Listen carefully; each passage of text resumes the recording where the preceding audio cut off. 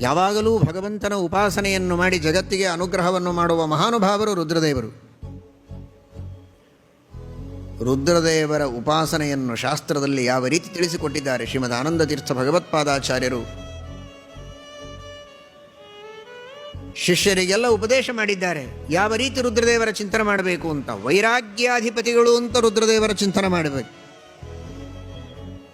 ವೈರಾಗ್ಯ ಎಂಬ ಶ್ರೇಷ್ಠವಾದ ಗುಣ, ಆ ವೈರಾಗ್ಯ ಎಂಬ ಸಾಧನ, ಅಪರೋಕ್ಷ ಜ್ಞಾನದ ಸಾಧನ, ವಿರಕ್ತಾನಾಮೇವ ಚ ಜ್ಞಾನಂ ಅಂತ ಶ್ರೀಮದಾಚಾರ್ಯರು ಹೇಳುತ್ತಾರೆ.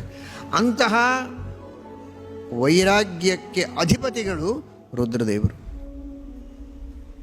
ವೈರಾಗ್ಯಕ್ಕೆ ಅಭಿಮಾನಿ ದೇವತೆಗಳು, ವೈರಾಗ್ಯಕ್ಕೆ ಅಧಿಪತಿಗಳು, ವೈರಾಗ್ಯಕ್ಕೆ ಪ್ರೇರಕರು. ಮನಸ್ಸನ್ನು ನಿಗ್ರಹ ಮಾಡಿ ವಿರಕ್ತರಾಗಿ ಸಾಧನೆಯನ್ನು ಮಾಡಬೇಕು ಅಂತ ಅಪೇಕ್ಷೆ ಇಟ್ಟುಕೊಂಡಂತಹ ಸಾಧಕರಿಗೆ ವೈರಾಗ್ಯವನ್ನು ನೀಡಿ ಅನುಗ್ರಹ ಮಾಡುವ ಮಹಾನುಭಾವರು ರುದ್ರದೇವರು. ಅಂತಹ ರುದ್ರದೇವರು ಕಾಮಪರವಶರಾಗುವುದಕ್ಕೆ ಸಾಧ್ಯವೇ?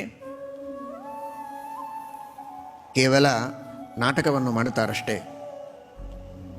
ತಾವು ಪಾರ್ವತಿಯ ಜೊತೆಗೆ ಮಾಡುವಂತಹ ವಿಹಾರ ಕ್ರೀಡೆಯೂ ಕೂಡ ಅದೊಂದು ಭಗವಂತನ ಆಜ್ಞೆ, ಪರಮಾತ್ಮನ ಸೇವೆ ಅನ್ನುವ ದೃಷ್ಟಿಯಲ್ಲಿ ಮಾಡುವವರೇ ಹೊರತು ಕಾಮಪರವಶರಾಗಿ ಮಾಡುವವರಲ್ಲ. ವೈರಾಗ್ಯ ಶಿಖಾಮಣಿಗಳು.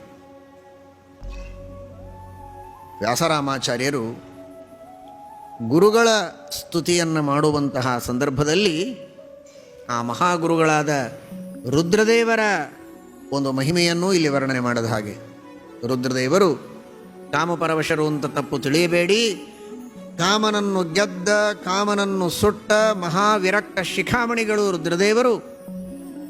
ಅಂತಹ ರುದ್ರದೇವರ ವಿಶೇಷವಾದ ಸ್ಮರಣೆಯನ್ನು ಮಾಡಿ, ವೈರಾಗ್ಯಾಧಿಪತಿಗಳು ಅಂತ ನಿತ್ಯದಲ್ಲಿ ಪೀಠ ಪೂಜೆಯನ್ನು ಮಾಡುವಾಗ ಅವರ ಸ್ಮರಣೆಯನ್ನು ಮಾಡಿ ನಿಮ್ಮ ಮನಸ್ಸಿನ ನಿಗ್ರಹವನ್ನು ಮಾಡುವುದಕ್ಕೆ ನೀವು ಅಭ್ಯಾಸ ಮಾಡಿಕೊಳ್ಳಿ ಎನ್ನುವುದನ್ನು ಕೂಡ ವ್ಯಾಸರಾಮಾಚಾರ್ಯರು ನಮಗೆ ತಿಳಿಸ್ತಾ ಇದ್ದಾರೆ ಈ ಮೂಲಕವಾಗಿ.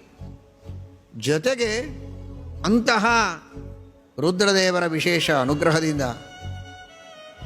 ವಾಯುದೇವರ ಅನುಗ್ರಹದಿಂದ, ಪರಮಾತ್ಮನ ರಾಮದೇವರ ಅನುಗ್ರಹದಿಂದ ಇಂದ್ರಿಯ ನಿಗ್ರಹವನ್ನು ಮಾಡಿ, ಮನೋನಿಗ್ರಹವನ್ನು ಮಾಡಿ, ಕಾಮನಿಗ್ರಹವನ್ನು ಮಾಡಿದಂತಹ ಮಹಾನುಭಾವರು ರಘುತ್ತಮ ತೀರ್ಥ ಶ್ರೀಪಾದಂಗಳವರು ಎಂಬುದಾಗಿ ರಘುತ್ತಮ ತೀರ್ಥರ ಮಹಿಮೆಯನ್ನು ವರ್ಣನೆ ಮಾಡ್ತಾ ಇದ್ದಾರೆ. ಮನೋಜಜಿತ್ಯಾಂ ಮನಸಾಂಹಿಪತ್ಯ ರಘುತ್ತಮಾಖ್ಯಂ ಸ್ವಗುರುಂ ನಮಾಮಿ.